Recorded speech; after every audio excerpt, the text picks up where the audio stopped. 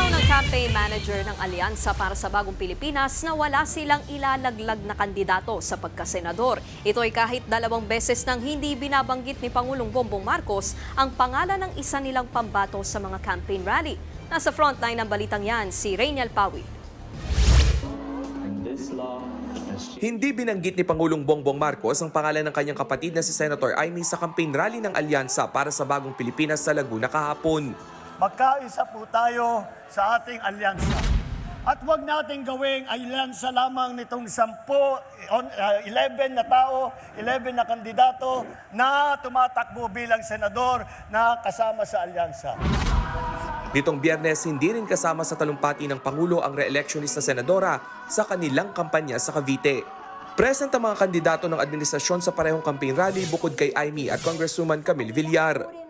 Pero hindi gaya ng presidential sister, nabanggit ng Pangulo ang pangalan ni Villar. Hindi naman daw ito problema para kay Senator Amy. Anya, prioridad niya ang pagsisiyasat sa umano'y iligal na pagkakaaresto kay dating Pangulong Rodrigo Duterte kaysa sa politika at kampanya. Inilunsad ng senadora ang investigasyon sa Senado nitong Huwebes. Iginiit naman ng campaign manager ng Alyansa na si Toby Tiangco na buo pa rin ang kanilang grupo. Wala raw anumang usapan na may tatanggalin sa alyansa.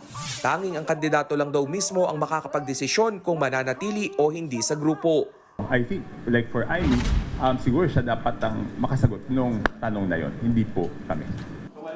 Nagbabalita mula sa Frontline, Rainiel Pawid, News 5.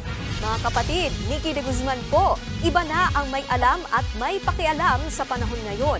Para sa tuloy-tuloy na balitaan sa Frontline kahit weekend, mag-follow at mag-subscribe sa social media pages ng News 5.